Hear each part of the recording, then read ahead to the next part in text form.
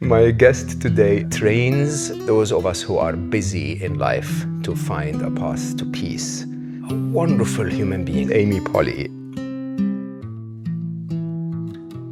And I know that you say I don't seem like an accountant, by the way, but I think that's where the rebellion started, because I really prided myself on being just me, deciding to split with the father of my child and having been through COVID and just really realising that life is too short.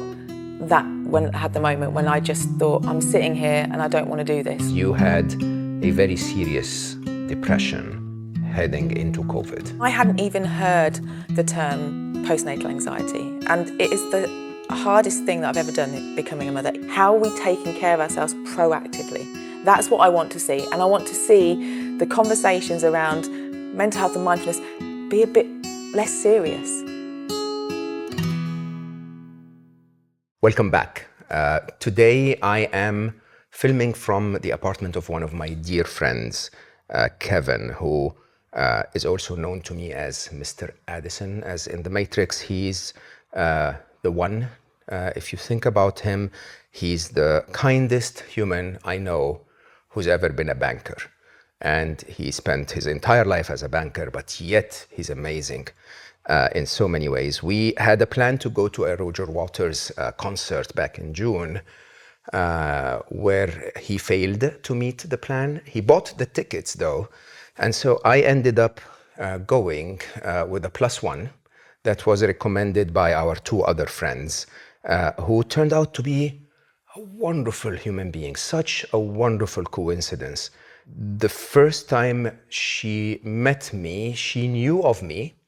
And so when she hugged me, she said, "Oh my God, you smell so good." And I have to say, that must have been the best compliment I have ever received. Honestly, I felt, how does one be so open about their emotions? It's really wonderful. Then I asked her, "What do you do?" And she said, "I founded Mental Health Rebellion." And I said, "What does that mean?" And she said, well, I was in the corporate world for a very long time, and with all the success, I felt I needed more, and I couldn't do it. So I started to do it, to teach people how to do it when they are, occupied in this very busy life, by allowing them to curse while they meditate. I said, "You have to be on my podcast." My guest today is Amy Polly. Amy trains those of us who are busy in life to find a path to peace. Her personal story is actually quite common, though very, very rarely admitted to, which took her from depression to calm and peace to teaching others how to get there. One of my new but wonderful, wonderful friends. I hope you'll enjoy this conversation with Amy Polly. There you are. I spilled the beans. Everyone knows. It was a great concert. It was. Thank you for being so kind. And it was also, I should say in the introduction, that you did not know about Pink Floyd and Roger Waters before you came to the concert. My education has started. Yeah, we all do sins in life, so I hope you've repented by now. Yes. Yeah, a good fan of Pink Floyd. Good. So, she's not probably, but she's unable to lie. It was a very interesting experience, because I have to admit, Amy, that you represent to me a lot of paradoxes that I adore about the feminine. I asked you midway through our conversation what you did in the corporate world, and you said finance and accounting. And yet you're a total rebel, total rebel. You come across as a very, jolly and happy and playful and fun person, but you said that you were going through a deep depression at a point in time. And I think those paradoxes really make a human who they are, but they also, I think, position us in an interesting way to hide. But you don't hide. You just are out there talking about all of it. So maybe tell the story to the rest of the world, not just to me, of what got you to where you are. Okay, where even to begin? Yes, good point. I think where I will begin is I'll just do a little bit of the sort of work life slightly, because I know that's where everybody always goes and that doesn't make a person, but I think it's just an important little piece of the journey. So I did well in school. I wanted to make my parents proud, and when the option to go to university arose, I did not want to leave my family. I didn't want to go to university, even though everybody else was doing it. And I just had a really lovely conversation with my mum. I stood in the living room, I remember it still now, and said, I don't want to go, what shall I do? And she said, you can do anything you want to do. And I enjoyed this business course. And I said to her, I've really enjoyed doing this. I've been doing like secretarial studies, business admin. And she just went, but you could be the person who has that admin. Like, why don't you think about accountancy or solicitor or a career path? And I just went, okay. That's what I did. I wrote a letter to the local accountancy firm, got onto their training programme straight away, and that was my career for 19 years. But my final, and I know that you say I don't seem like an accountant, by the way, but I think that's where the rebellion started, because I really prided myself on being just me. And I've told you this story before, but I had a pink car. I used to turn up to £1 million audits in my pink car. And it's not like I don't care, it's just that I can't not be me. And what happened was that invites other people to be them. And so Does it really? I'm sure everyone in the audit would go like, should we trust her judgment on this they audit? trusted me, I promise. It just opened the doors for people to be honest if they needed some help. So my clients would want me to teach them things in a simple way. That's what I did when I was an accountant, and that's what I do as a mindfulness teacher. I just simplify things. I just make it relatable for you. We don't have to do everything in the same way all of the time. And anyway, fast forward, my final role before I left corporate was with the fire service. And your reason for getting up in the morning, my reason for getting up in the morning changed. I wasn't working for someone's bottom line anymore. I was in service to people. And I absolutely bloody loved it. And so I think that set me on the path of realising that actually it wasn't spreadsheets that lit me up inside. 19 years. It was people. But I think all the way through my career, I just always felt like I was making a little bit of a difference. I was improving things, even if it was businesses and accounts. And then when I was in the fire service, I got the opportunity to work in employee engagement. I then got the opportunity to work in mental health and well-being. And that just solidified everything for me, that this is what I should be doing. My mindfulness journey had started for me personally, and it all just started to come together.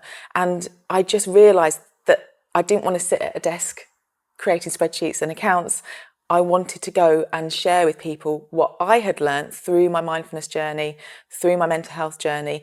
And so I just thought, fuck it, that's what I'm going to do. So I left my 19-year career and... Was there a moment like you woke up one day and said, that's it, not doing this anymore? Not quite, almost. There was a moment whilst I was still in corporate that I went to a mindfulness for managers session, a day session in a hotel with a guy in a grey suit regurgitating mindfulness to us. Oh. And I'd already started practicing. That's horrible.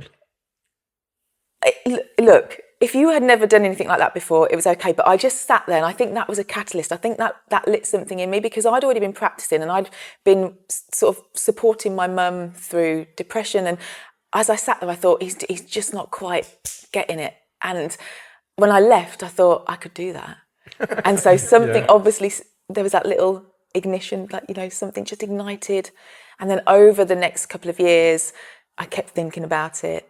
I started studying a bit more. I started to do my diploma in mindfulness and meditation. And then after COVID, after, deciding to split with the father of my child and having been through COVID and just really realising that life is too short, that when I had the moment when I just thought, I'm sitting here and I don't want to do this. I'm staring at a laptop and I don't want to do what I'm doing. So I'm not going to do it anymore.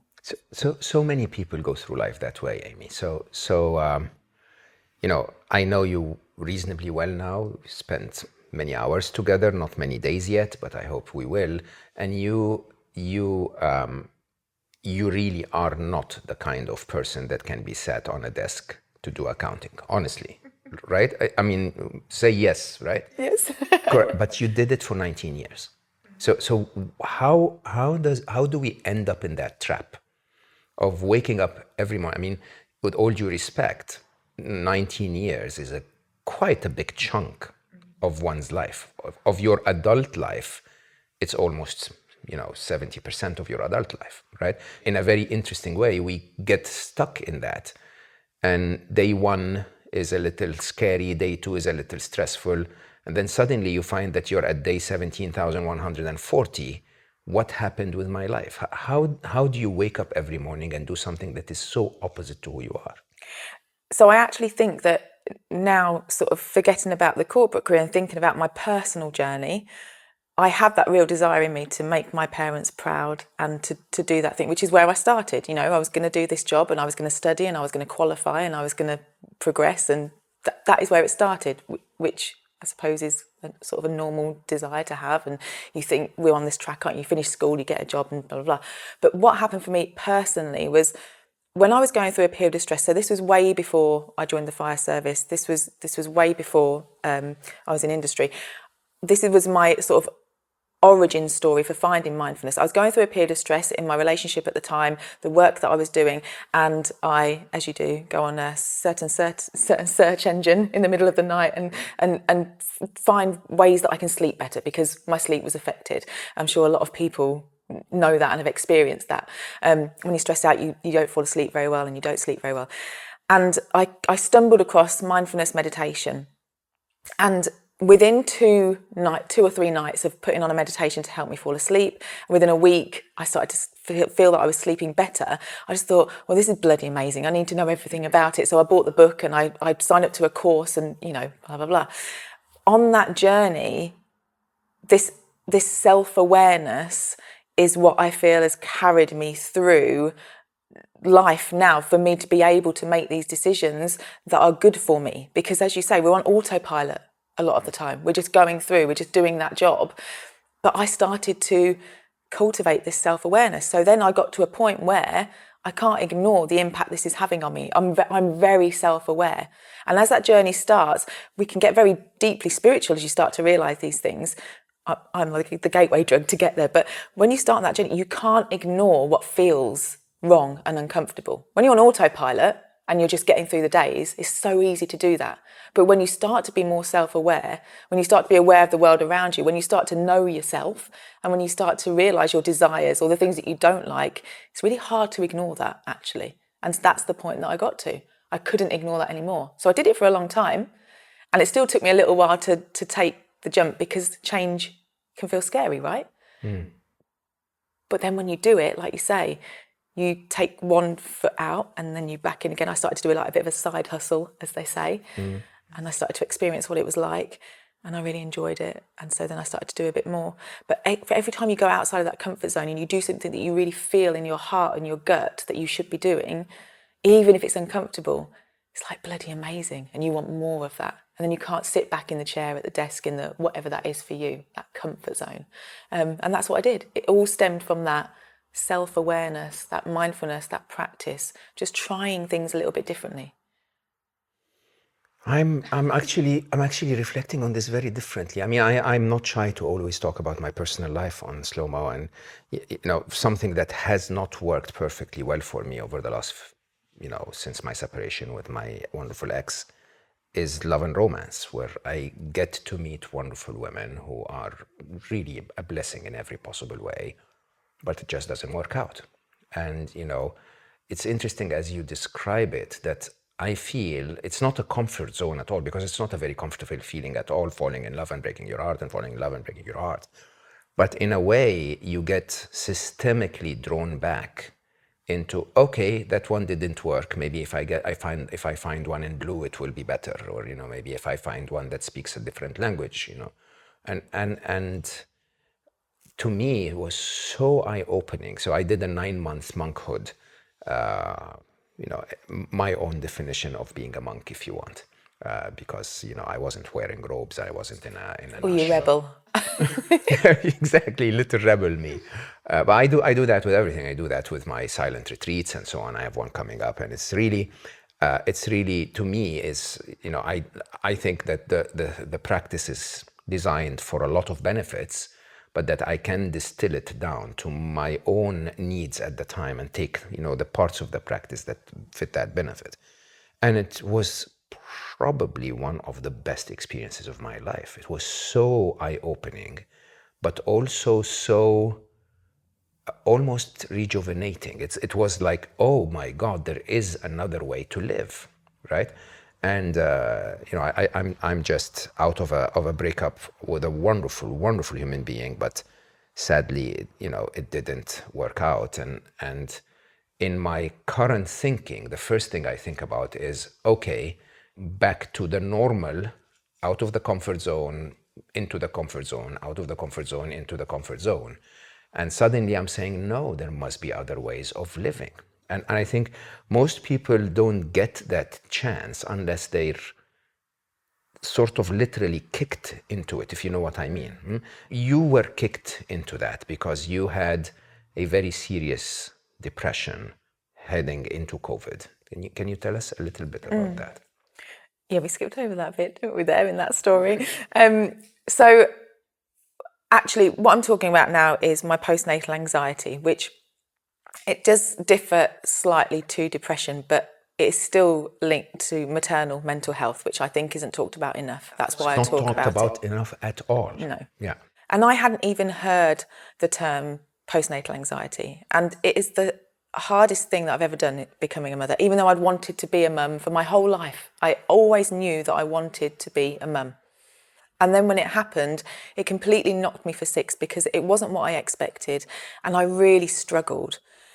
And when, even just from the birth, which was traumatic in itself because it didn't quite go to plan, I didn't have that magical moment that everybody talks about. It was the best thing that ever happened to me.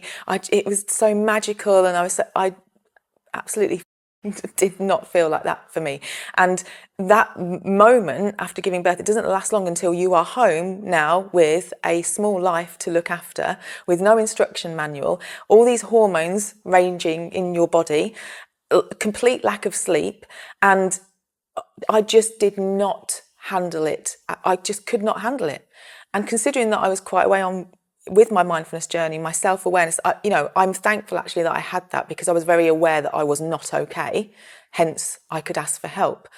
I think about people who don't have that, or don't have people that could help them. That makes me really sad, because it is categorically the hardest thing I've ever done. And that postnatal anxiety stopped me from doing things that I would normally do. And I guess when you've been through something like that, it makes you feel like, when I feel okay, I want to grab life by the tits, is what I always say with my friends, because you only get one. And honestly, it was awful. And when it's something as well around, having a child that should be, the most amazing thing in the world, and it isn't. And I know so many that when I've opened up, they have shared their story as well, that it also wasn't this magical, amazing thing. And it was really bloody hard. We have to bring this to the surface. So I actually think that most women really struggle, most mothers really struggle. Like it, and there is somehow that pressure that you have to show up in front of your mother-in-law and in front of society and say, oh, look at the gift and the blessing I have been given, right? No, I said to some of my best friends when I was struggling, because I am such an open person anyway, some of my best friends, I would explain what was going on. And a couple of my best friends said to me, who already had children, a bit older, I was a bit later in the group, oh, yeah, I really felt that, but, you just get on with it, don't you? And I was thinking, why is everybody just getting on with it and not talking to each other? Because maybe I wouldn't have felt so alone in the beginning, or that this is so, because it's actually not strange to struggle when you take a baby home. We need to have more support for this time in our life that is such a huge change, and we don't. And people, I think, are talking about it a bit more now, but how is it that some of my best friends hadn't told me that they were struggling? Yeah. Because it's not only that they're not struggling, they have to pretend that it's amazing. Brave face. Yeah. I mean, I have to say openly, when I had my Ali, my first child, and people were like, oh, hold it, I was like, I'm not going to be able to. Like, I'm really scared. I really was. He was so fragile, and I'm a freaking manly man who at the time was quite athletic, and I was like, I'll break it. Like, seriously, I'll break it. And people would go like, don't be like, train me, people, teach me something. Don't just tell me to do it, right? Now, so this is a very serious, I believe, one of the very serious reasons for unhappiness, I think, in marriages and relationships and for women, right? So can you just list very quickly in your mind, you said hormones raging, pressure of responsibility, the experience itself was a bit traumatic, like birth and so on, and it didn't go as smooth as it is. What other reasons would cause a woman to be struggling in that stage?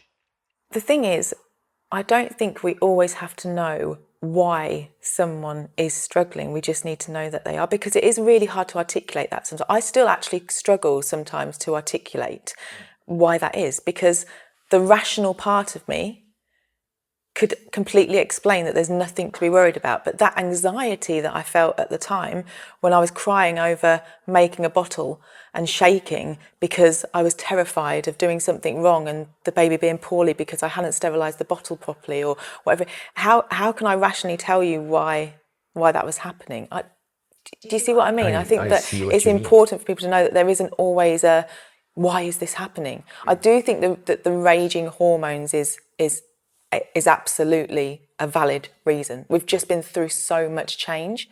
Then we come home, we don't have an instruction manual. We have, no offence to the guys in the room or whoever, but the partner that hasn't been through the birth or those changes sometimes can't understand it. So, and we're not very good, and we're not very good at communicating sometimes as humans.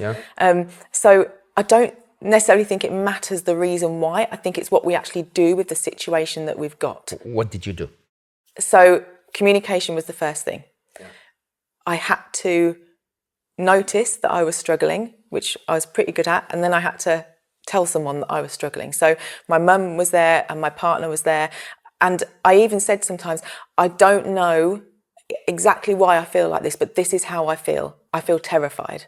I feel exhausted, and I just don't feel okay. And I don't always need an answer, but you just need to know there is someone there with you, so that if you do drop the buck, that someone's going to help you out. So that was the first thing. The second thing was I had therapy. I don't think there's any shame in having therapy. I think sometimes you just need to talk to someone.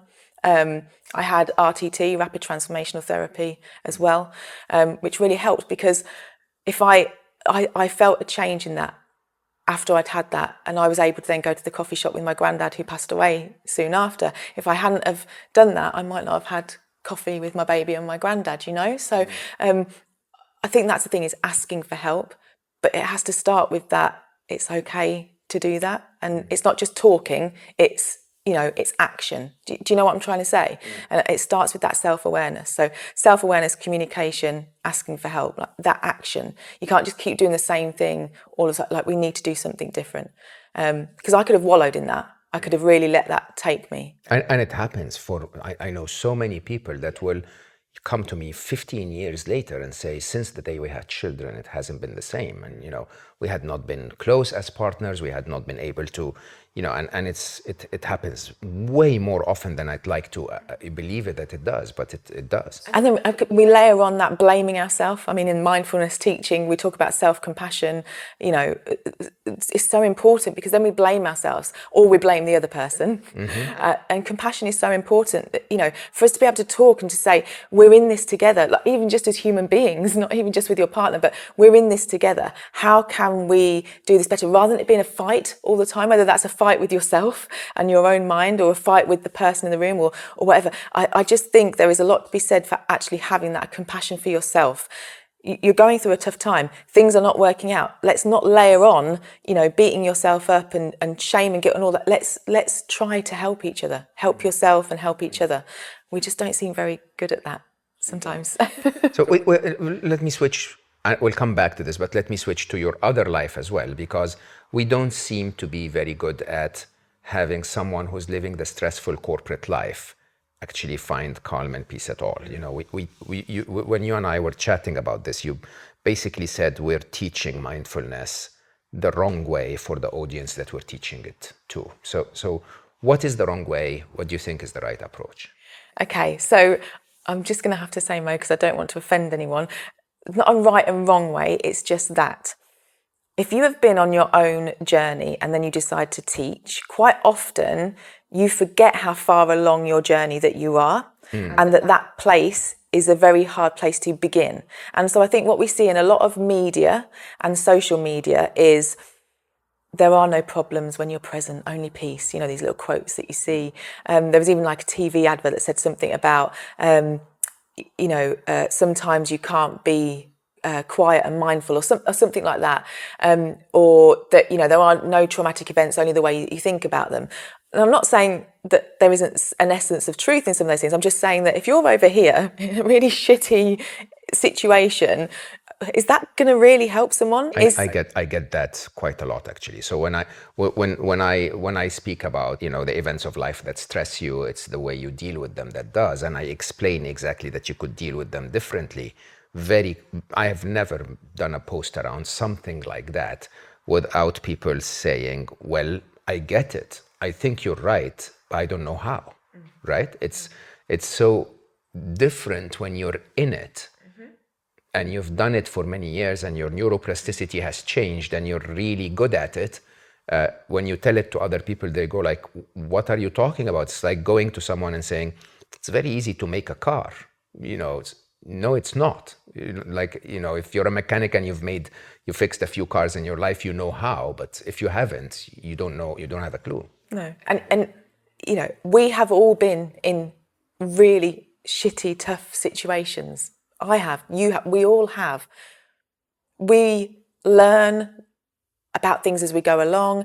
We know some of these things. No one's telling lies. By the way, I just should stop you now. I think you've already, been granted the maximum number of swears on my show ever. Did I just swear again? You've done 3 so far. Okay, and you had a very good variety. I think there was a couple of fucking, shit. And that was a bollocks. Yeah, but well done. So you have now the Guinness World Record, and you just slide them in so they don't feel offensive, honestly. But yes, go ahead. So now you're the winner. You don't need to do more if you don't, if you were just hitting for the title. I do like a gold star. Thank you very much. But feel free to be yourself. We'll count at the end. Everybody is going through something, and I think that this is the thing for me, particularly some shitty thing you mentioned. Yes, okay, go ahead. If you are going through, and if you are in the corporate world, if you're in the corporate world, if you're in a stressed out situation, if you are in a situation that feels painful, like I teach, I understand the difference between pain and suffering, the first arrow and the second arrow, totally get that. But it's really, I nearly did another swear word then. It's really invalidating to hear you're basically causing your own suffering. Even though we know that is true, that can be really unhelpful at the time. And I've worked with a lot of different people. I volunteer for my local mental health charity, so I am working with people that are in suffering. You have to get them from the beginning of the journey. And you have to remember where you're at. I'm down here, but I keep bringing myself back to the beginning, because that's where most people are when I'm dealing with them in a corporate environment, when I go into organisations and speak or teach, or if I'm going into schools, or if I'm at the mental health charity. I have to be at the beginning with them. And that's why I guess I say the rebellion. It's not like there's a wrong way. It's just that the floaty dresses and the mountain tops and the clouds and the rainbows and the calm, that's not all that mindfulness is about. Yeah. Mindfulness is an awareness of what is going on in you and around you. And it's a practice of curiosity. I like to bring in some playfulness. But you can't get someone to that place without starting where they're at. And that's what I love to do. And I've watched it so many times. It's happened for me in my own life, and I've watched it happen for other people, and I absolutely bloody love it. But for me, a lot of the time, mindfulness is distilled down into meditation. Mindfulness isn't just meditation. Or, you have to have a baseline personality of calm, and you have to be in a certain place at a certain time. And it's all about emptying your mind. That's another...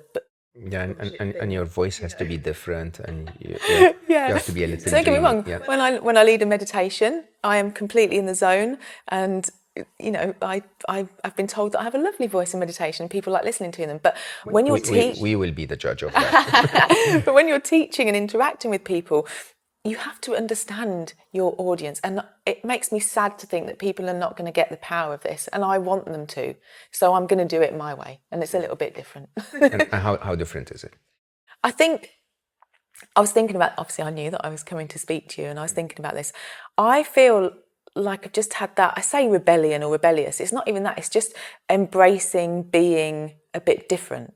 And whatever that means to you. But when it comes to teaching mindfulness, I just think that it turns people off if you are not honest with them, if you are not realistic. And my honest and realistic is this: you can still say and shit, you can get angry, you can get upset, you can be emotional, you can think things in life are really, really bad, but you can still have a mindfulness practice, you can still help yourself, you can still have this proactive care for your mental health. You do not have to be calm all the time. You do not have to sit cross-legged. You do not have to be spilling your guts to everybody, especially in the corporate world. Just to say to someone, I know you might think this is bollocks, but you're here now, let's give it a go. And usually people are like, oh, okay. Yeah, if I'm allowed to be me, I can listen, really, right? Yeah. Yeah, this is a very, very interesting way of putting it, because, you know, I always thought that what turned me off, and I actually stand corrected, because what you said is probably a lot more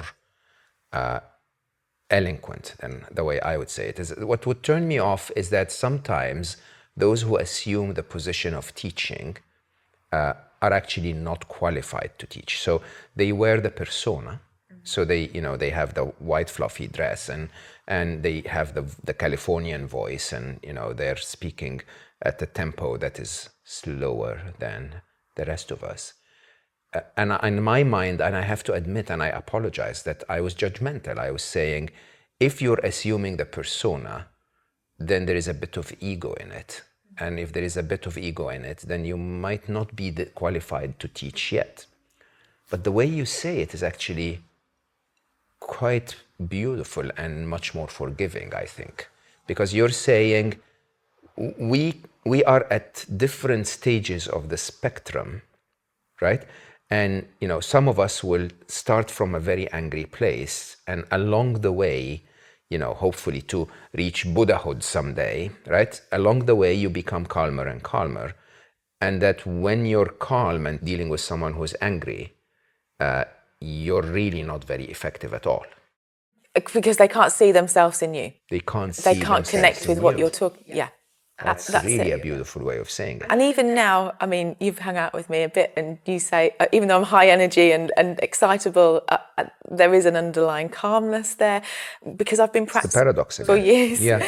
But I think it's really important for people to know that I am still an imperfect human being. I think often that, and I've even been through moments of this where I feel like I have to portray a certain thing, you know, that you see. It just didn't feel right to me. The whole white dress, and it just didn't feel right. I just had to be me. And I think that is what I've run with. I've run with this thing of, I am not perfect. I'm far from perfect, but I found something that has changed my life. It's changed my outlook in life. It has helped me through some really difficult times. And I want other people to have that. I want that so, so much. And I think with the mental health speaking that I do and going into organisations and talking about that story, we know that suicide is one of the, you know, we're in a situation basically where we cannot ignore the statistics. 100%. And when we're talking about mental health, we have to realise that there is a different way to do things. And if we think about those who are most likely to take their own life, it is men between the age of something like 25 and 45. So how are we getting to those people? It's not going to be someone turning up, even if this is completely honestly them turning up, like you say, we're just going to arrive. We're just going to arrive, which is, I've experienced that. But for some people, that's beautiful and lovely, and they are in that place to walk into a room and say, we're just going to take a few moments to arrive. But there's going to be some people that need me to come in and say, hi, here's, my slide has got an emoji of a poo on it and things like that, and just do it a bit differently. Does poo count as curse? No. Okay, all right. So Does that make still at sense? 6. Does that make sense what I'm trying to say? We have to get to the people that need the help. And so that means different things, because you can't help all of the people all the time. You can't do one size fits all. I'm not going to be everyone's cup of tea. That's absolutely fine. But I know that there are people that need me, as my friends call me, the gateway drug, who want to get on that journey, who need some help. Mindfulness isn't this woo-woo spiritual thing. It's bloody awesome. I love it, and anybody can do it. And that's what I want people to understand. Everybody can do it is a very interesting one. One thing that I have to say, I spoke to you when, on the times we met about that idea of the paradoxes that you are, right? So in a very interesting way, when you let yourself be vulnerable, or when you let yourself say, I'm not perfect, or when you let yourself say, this is stupid, or whatever that is, in a very interesting way, compared to the personas that the world imposes on us, you're almost telling some of your corporate clients, I'm not qualified, because that's not what they're looking for. They have a very specific persona in mind for the person that's going to come and save them, right? Or at least that's going to come and tick the box on we've done, well-being in the corporate, right? How do you balance that? The idea of, by the way, I'm not perfect, and yes, by the way, I get angry sometimes, and yes, by the way, I struggle as a human, and yes, by the way, I'm on my journey too, but I have something to give you. Aren't we all? Isn't that everyone? But it's a world of fake it till you make it, right? But I am really good at my job, and I am really good at teaching. Just because I'm honest about the fact that I'm not perfect doesn't mean I'm not going to do a good job. Yeah, it just takes a very rebellious spirit to actually say, I don't care what you think of me. This is me. This is how it is. And yeah, by the way, if you want me to help, I will. But it's not what most people will do. Most people will just wear the dress code. I have been there. I know I haven't mentioned my age yet, but I'm nearly 40, so it's not like I'm still learning. Who does that? Who does that on a podcast? We should... Man, don't edit this out, guys. Just actually play it twice, all right? No. Let's put it in the intro. I'm nearly 40. You're doing well for 40. Well done. Yeah. But I've just had lots of experience. I've done that thing. I've done that thing of trying to be something that I'm not, and I've done that thing of masking. I've done that thing of putting the suit on and everything else. And who am I pleasing here? I love that quote that I should be the leading lady in my own life. I think it's off The Holiday or whatever. And that's true. And I know, again, thinking about that beginning of that journey for people, I know that isn't easy for everyone, but the more of us that do it, the more accepted that becomes. Because actually, if you look at the feedback from my work, feedback's good. Yeah. Feedback's good because I'm just being an imperfect human, which we all are. So I appreciate that people are going to have certain criteria, and I'm not going to fit that all. That's fine. When I told someone about my hashtag being grab life by the tits, and I might say a swear word. Is there a hashtag called that? I put that on quite a few things. Yeah, I did an event once, and I had cookies made that were little boobs that said grab life by the tits. So British, by the way. Yeah. When I was working at Google. A cultural lesson here, guys. When I was at Google, we had this incredible PR, head of PR, who was trying to explain to Google California the cultural differences. And of course, my region was quite complicated, but we didn't talk about all of those issues. She used the example between Britain and America, and she said, well, you in America will get very shocked if we say tits, and we in the UK will get really shocked if we talk about guns, right? It's quite. I remember that because it's cursing is different in different countries in the world. But I will, however, count that female part. I will count that as a curse as well. So you're now up to 10. You can add that to the cap. Sorry, Mo. I was just going to say one more thing around the corporate and just being who I am. So you say that in the corporate world? I don't think I've said grab life by the tip. I use it on my social media and things like that. But I mean, at my event, I absolutely did. That's my event, so I'm absolutely going to say whatever I want. Inside my journal that I wrote, it's got it in there as well. I don't know. I just think that when it comes to this sort of stuff, we often feel like we have to be so serious, and I just don't agree. And I think that a lot of work around mental health in the workplace, and even sometimes around mindfulness, because it's the workplace, it has to be done in a certain way. Why? Who says that? Why do all of the courses have to be the same? Why does it all have to be done, so sometimes it's a bit boring? And I just think we can shake it up a little bit. Why do we have to do things the same?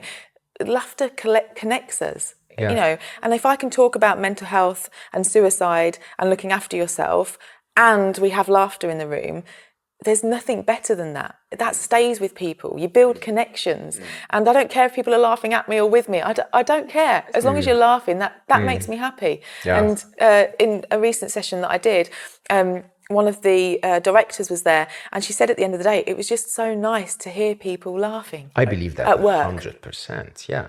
You know Ruby Wax, right? Yes. Yes. Ruby. I met Ruby Wax at the Mindful Living show years ago when I first started on my mindfulness journey. A superstar, I think, and I hosted her here on Slo Mo a long time back, actually, probably 2021 or something, 2020 maybe even, and we were supposed to speak at a certain day. She was in South Africa. I was, I think, in Dubai or somewhere, and we were supposed to speak over Zoom. And, we started the conversation, and she was really not in the mood. I was like, Ruby, do you want to do this another day? And she said, yeah, I didn't have my coffee. Can we do it another day, right? And I was like, sure, let's do it another day. When? And she said, Sunday. It was a Friday, I think. And I said, okay, I'll send you coffee. And she said, no way. Right? And I said, no, I'll send you coffee. And my friend Bella was in Cape Town at the time.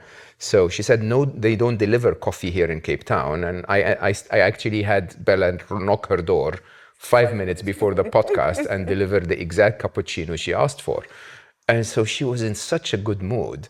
And we had the best mental health conversation I could ever think of, because there was, so halfway through the conversation, she said something and a story about something that she was, struggling with and so on. And then she said, yeah, I guess that was one of my horror moments. And I was like, oh, interesting. What other horror moments were there? And we actually had like a very long conversation, truly with her beautiful vulnerability around all of the things that she went through in life that led her to her depression, sometimes led her to, and how she dealt with them, and sometimes in stupid ways, sometimes in very clever ways. And and she, at the end of the podcast, she was saying, maybe I should have another book that's called My Horror Moments. I was like, that's good. Yeah, that would be an absolute bestseller. But how wonderful you connected that connection, right? Over laughter, and you would still have got the same essence of the story, but you definitely get more. Yeah. You definitely get more.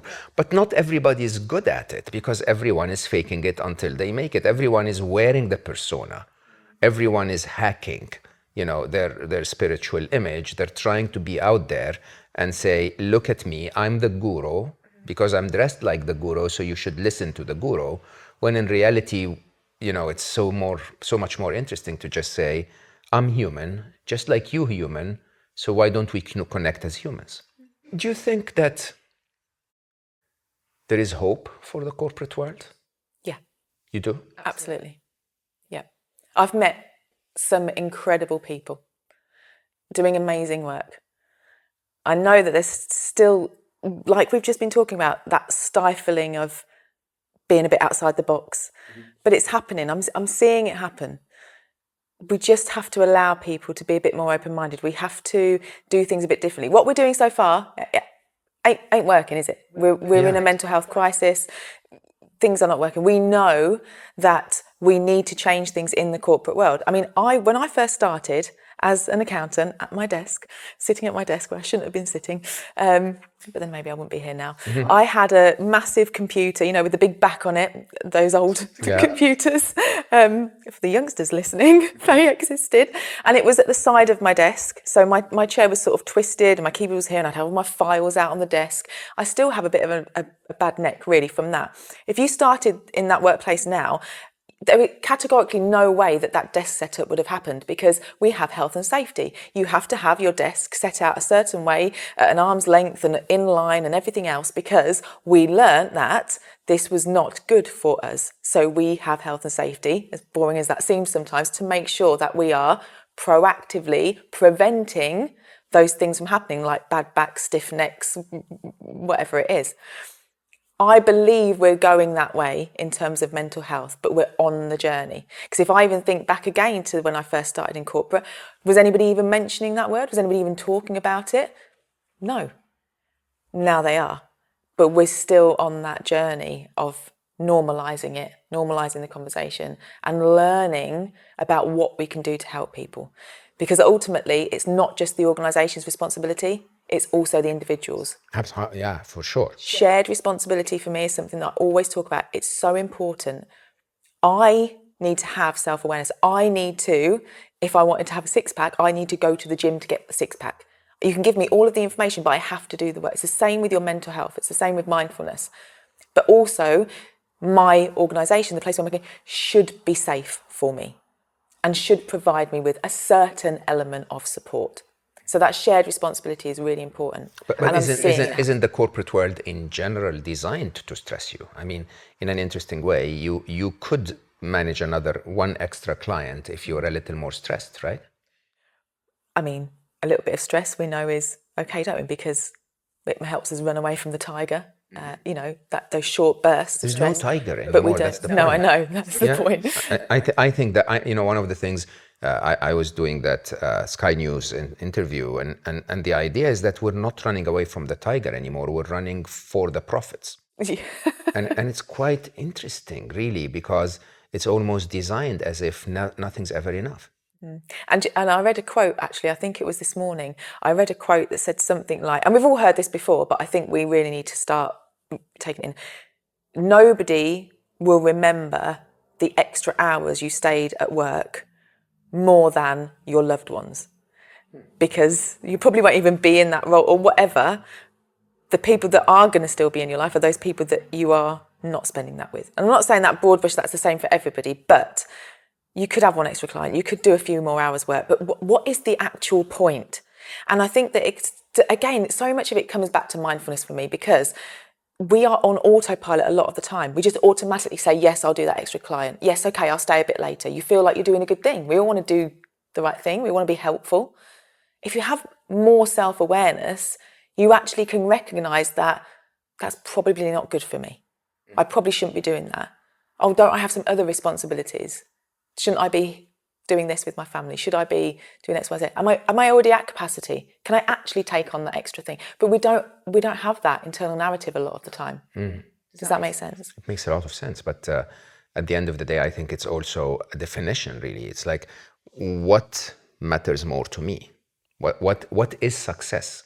Is success to spend an hour extra with my family, or is success to bring a couple of dollars more to my family? And I think people mix that up as well. Again, it comes back to that self-awareness. We were talking right at the beginning when we were talking about me finding my purpose and making those decisions that felt right for me. You have to define your success. That is up to you, because it might be that you earn the money for your family to have whatever, but you have to know why you're doing what you're doing. You can't just be on the treadmill. So how do you do that? So you're in a corporate training course. You're training them to become aware. One of the things that you should train them to become aware of is you're working too much. That's not good for the corporate if they become aware of that, because now they're going to work less. You say that, but if we look at all the statistics around, presenteeism and productivity, actually, a lot of the time, if you're working someone to that point of being so stressed out, and I've been there, that actually, you might be present, you might be doing those extra hours, but are you actually getting anything good done? Are you actually being that productive? Probably not. And so I think actually when we're thinking about the corporate world, it's good to have people who know how much they're getting stressed out, know what contributes to their stress, know how to empty that stress cup, know how to look after themselves. That makes a healthy individual, and a healthy individual has the capability to work well for you. Having someone perpetually stressed out, you're not going to be getting the best out of them. We work well under small amounts of stress, but not long term. Yeah. So that is just a complete lie. Investing in your people to have self-awareness, proactive mental health care is the best thing that you can do. And some of the people that I still know who work in the corporate world, someone I was actually talking to this morning, being given time off work to go and be with his father, who's going to pass away. He's just being given that time off. He's not working. That is a good employer, because they recognise the value of having a human being that feels valued and cared for and supported through a time of stress. Yeah. And ultimately, when he does return to work, he will do a good job, because that's how the interaction between humans works. Yeah. What would you tell the individuals? Forget the corporate now, because I mean, if some of our listeners today are corporate leaders, this is a very good advice. But if you're working at a place that's stressing you or that's not prioritizing your well-being, what is your advice to that person? Leave. Leave would have been a good word as well, but yeah. I didn't want you to be disappointed in me. Just leave. You see, again, like I say, it's easy to say that, isn't it? When you've done it, but when you have responsibility, you might have a mortgage to pay. It's not always that easy. But for me, number one is the awareness. The awareness. So you've already got the awareness that you're not okay, that you're not happy, that you're not valued, etc., etc. Then what has to happen is action. Yeah, intention, then action. Yeah, so you need to start looking. Yeah. And what's the worst that can happen? You're already in a bit of a shitty situation, or you're not feeling happy, things don't feel right. Change is scary, but actually it's either stay where you are and be miserable, you change and you might be miserable, but you're still no worse off. I think it's just, we just get so comfortable. We get so in that autopilot, and we get so worried about what's going to happen, but you just don't know. You just don't know. And I think that if you're in that situation, just sit down, and especially if you have got somebody to talk to, or a partner or whatever, say it out loud, air it. That always helps. When I'd have like a accountancy equation, and as soon as you say it out loud, you can't figure something out. You've been working on it all day, and you say it out loud to someone, and as soon as you say it out loud, you go, oh, I get it. Yeah. So that it comes back to these things. Be curious is like my favourite thing to say. Be curious about what could you do instead of that fight with, I don't like this. Life is a roller coaster. Yeah. And it's always going to be like that. You can either hold on tightly and grit your teeth and be exhausted for holding on, or you just put your arms in the air and go, woo! Let's see what's going to happen, because it's going to be up and down, whichever you do. And that be curious for me is, what are the options? What are the different way to look at this? It is quite a different approach, honestly, because in many ways I think people are motivated mostly by I have this, it's shitty, everything else is going to be shitty. You're making me curse too. Everything else is going to be as shitty. Why should I even bother? Because at least you would tell yourself, I bothered. At least you will tell yourself, I had the compassion to take a chance if I'm not feeling amazing. And I think even as you stay, even as you are in a place where you're stressed, it doesn't have to be your employer. It could be also your habits. It could also be choices that you make. And I think that awareness, that engagement is really necessary. Yeah, huge. And I was working with a lady at the mental health charity again, and her therapist said to her, just remove the stressful situations. The stressful situations were her family dynamic and her job. Now, yes, she can leave a job, but not immediately. She did have rent to pay. I just thought that was really bad advice, even though I'm saying be curious. It's not just get rid of the stressful situation. Stressful situations are going to happen in life. It's inevitable. It's always going to happen. So it's coming back to that, how do you deal with it? And, we had a conversation about what action can you take? So if you are in a situation that really is difficult to leave or change, the curiosity maybe is about actually how can I have new conversations, different conversations? Is there somebody else that I can speak to, either in the family or the organisation or whatever, that could help me make a change to change the situation that is stressing me out? Something's not right here. Is there something we can do in the situation? It's still the same thing though. It's still the awareness and then the curiosity and the communication. The awareness, I believe, the intention that I will try to change this, and then the curiosity in terms of how can I, and then either action or communication, I think is really important. I just love the word curiosity because it is so much softer and gentle. It's not clinical. It's not like I've got to do this. Curious, you can just take you one step at a time, just to see what might be, and I just love that. But that's not always you, Amy. I think, is it? But I'm trying to say, if it's somebody in a situation like this, I mean, the other side of you that is quite intriguing for me is how I wouldn't say irresponsible, but kiddish. Sometimes you are. Like, you take chances on things that most people wouldn't. In my work, I've had the honor and the privilege and the joy of spending time with some of the world's top spiritual leaders and teachers and, incredible thinkers. And what I found with almost every single one of them is they literally acted like kids. Like, literally, they were just having the time of their life, laughing out loud, playing, being curious, as you're saying, being a little naughty, almost. It's quite interesting. Huh? And these are people that on camera are, sitting in front of audiences of tens of thousands of people, especially Eastern teachers, by the way. But you get closer to them as a human, and they're like literally a 4-year-old, like a 6-year-old. This balance, however, again works against succeeding in the corporate world, doesn't it? You can't appear to be playful when you're pitching for a corporate job. I guess what's happened, Mo, in my life is that I am a certain way. I've never really thought about it too much. We were having a conversation, and I've just said, well, that's just me. I never planned. This isn't like a plan or a grand plan or anything. I just am me. And I think what's happened in my life is that I've been really fortunate to have people around me that have embraced that and allowed me, in a way, because I know that some situations don't allow that, to almost flourish. And when you get that, it grows. And so I think I'm fortunate to have had parents that have encouraged that, best friends that have encouraged that, and work colleagues that have encouraged that. For people to say to me, at school growing up or in my work or whatever, oh, here comes trouble, or call me a nutter, or, whatever, not in a mean way, just in a jovial way.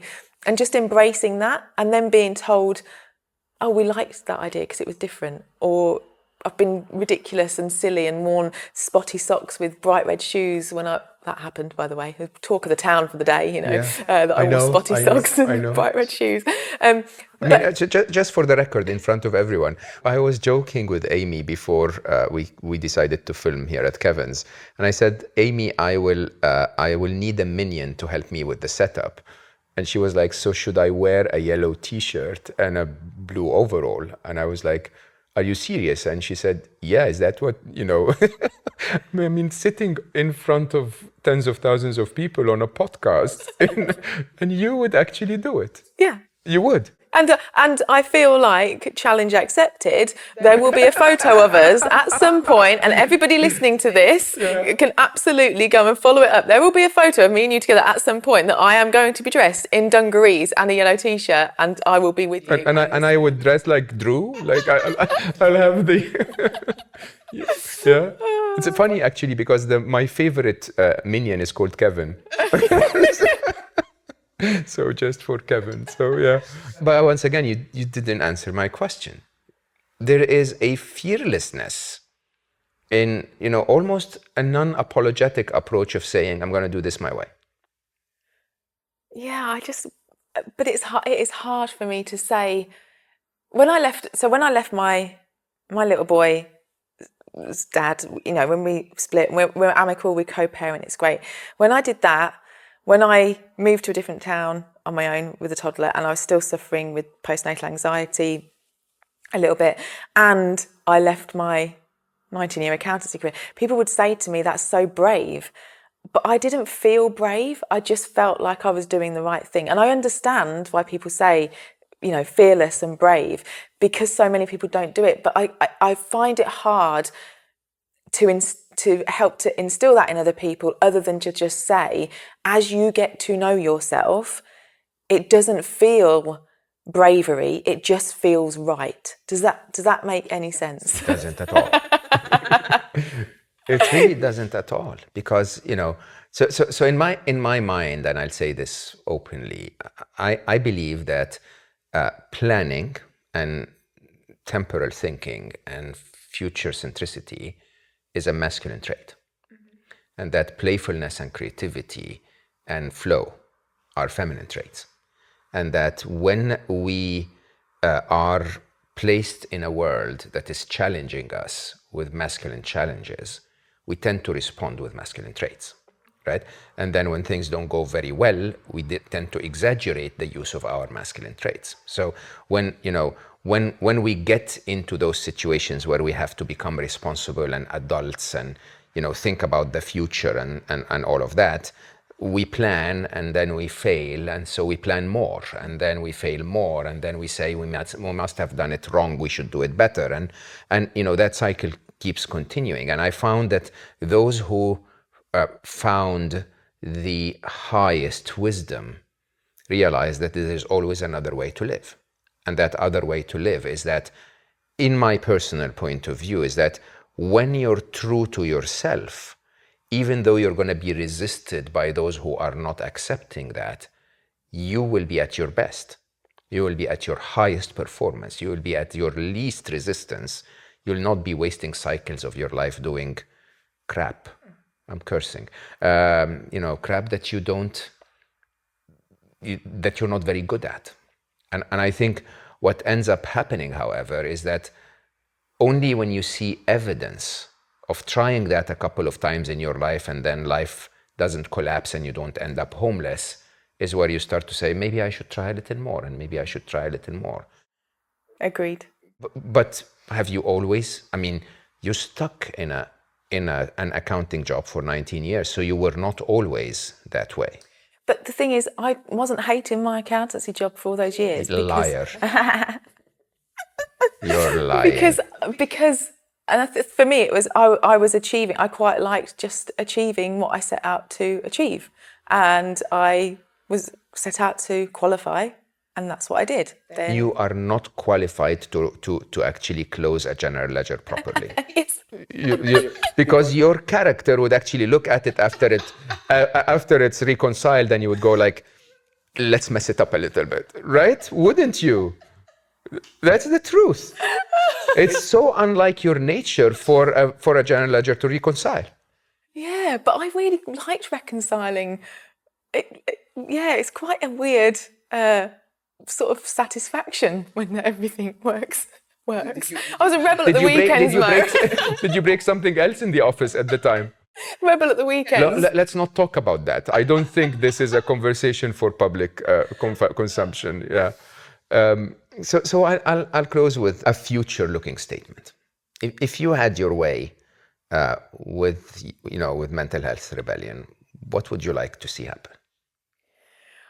I would like to see more investment in helping people look after themselves. Let me elaborate a little bit. As you were talking about earlier, and this isn't just for the corporate world, in general, and I know the tides are turning, but it's always been that we support mental health when there's crisis or there's mental ill health. Yeah. And I talk about, and I know I've mentioned this to you before, being a mental health in-betweener, that we all go through terrible times, we all go through amazing times. Sometimes there is a traumatic event, but we can deal with that.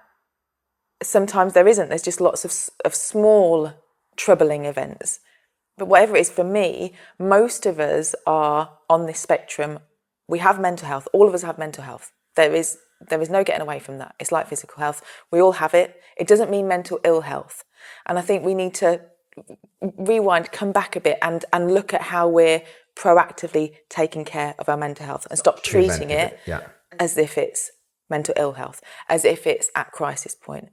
So when I'm talking about corporations, you need to invest in, that's why I love mindfulness. Like, I just do it. It's my absolute passion, because you invest in something like a mindfulness course, you are giving people in your organisation investment, so they believe that you care about them, and you're giving them a skill for life that then impacts on the other people around them. And then you have this ripple effect. It's things like that we need to invest in. How are we taking care of ourselves proactively? That's what I want to see. And I want to see the conversations around mental health and mindfulness be a bit less serious. I love that. Yeah, it's like, let's just enjoy this horribly painful conversation. But it's not all horrible and painful. That's my point. Some mental health, sometimes it's absolutely fine. I think when we're talking about mental health, it's wonderful when we're talking about mental illness, which is what most people are talking about. Yes, exactly. Yeah. And we don't get away from the fact that there is mental illness.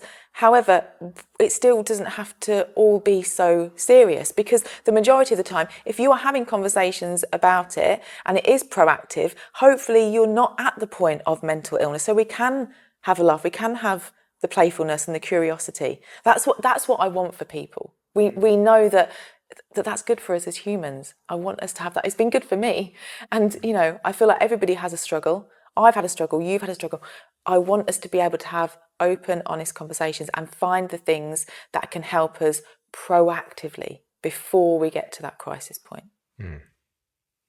What a wonderful dream. But I agree with you, actually. I'm sort of exaggerating, but I agree with you. There is much more awareness in terms of we have to address the issue, especially in the corporate world, by the way. I mean, my work with Unstressable, for example, is really taking off in the corporate world with lots and lots and lots of corporates finally admitting openly and saying, we're stressed. We need to be unstressable, or at least we need to de-stress, right? It's just the angle from which we need to cover it. I mean, again, Unstressable, interestingly that you say this, to me, in my mind, has always not been about, I'll wait for you to be stressed and then I'll show you how to unstress, right? It's all been about, how do I make sure? Of course, if you're stressed now, here are a few ways to come back and be calm, but let's not get you back there. And I think that's really the challenge that most corporates, most Western approach to well-being and actually health sort of misses out on. We wait. And not just corporates. Yeah. You think about us as individuals. Yeah. There's so many things that we do to look after ourselves, and we don't always do them perfectly. As we've said loads of times, we're imperfect humans. But we know that we should be eating a certain way, exercising a certain way for our physical health. It's now about having those conversations and that awareness and that, honesty around, we need to be doing these things for our mental health. We are living in a modern world, and our cave people brains are living in this modern world that's really difficult. We have so many distractions. We have so many pressures. We're living in these, brick boxes. It's not good for us, but we are where we are. So actually, not just in corporates, but just in general, like you say, how are we going to look after ourselves more proactively? How are we going to teach our kids to look after themselves more proactively? We say to them, you can go to the gym, walk instead of drive. How are you doing that for your mind? And I think we're slowly getting there, but it's about having that conversation now. Yeah. I love this. I think I really think this is where it should go. And you know, when I really think about it, I don't know actually if I managed to capture this, because if you guys listening to us were here in the room, you would feel that authentic, rebellious playfulness and not giving a shit, which I have to say is inspiring, right? It is the idea of taking a very serious conversation and having it done like real humans, kids would do it, right? Because as a matter of fact, if you gave the world's most challenging problems to kids, they'll probably solve them much better than our political leaders. But yeah, I think it is a challenge. It is something that is going to become more of a challenge over the next few years. And I love that you take it with a lighter spirit. Thank you so much for being here. And for all of you listening, I have to say, I don't know if the cameras have managed to capture what inspired me about Amy. Amy's truly living in her flow. She's basically saying, I'm aware of who I am. I'm going to live that way. And yes, a lot of people will discard me as irrelevant or ineffective, but there will be those who will see me for who I am, for what I stand for what I want to be. And I will make a massive difference to them, not through serious filling their brains with knowledge, but through vulnerability, awareness, and sharing, through fun and a bit of cursing, if you feel like it, and playfulness. I think there is something there. I truly and honestly believe that there is something for us to stop taking the topic so seriously, but perhaps to flow a little more with what we really are. It's one more of those conversations where I just think to myself, I'm the most blessed human I know for the opportunity to take some of my favorite moments in life and some of my favorite people and introduce them to you. And just, you know, have the most interesting conversations and put them on camera. So for that, I'm really grateful for the time that you give me to listen to Slo Mo every week. Help me grow, please, because I think it makes a big difference. Allows me to get even more interesting conversations on the podcast. And yeah, tell your friends about this. Reach out to Amy if you think there is something that you liked or disliked about the conversation. Create awareness that we need to be proactive and change. And yeah, rate the podcast 5 stars or post it on social media or do the stuff that modern people do. It really does work. I'm grateful for your support when you do that. And I love you all for listening, and I will see you next time.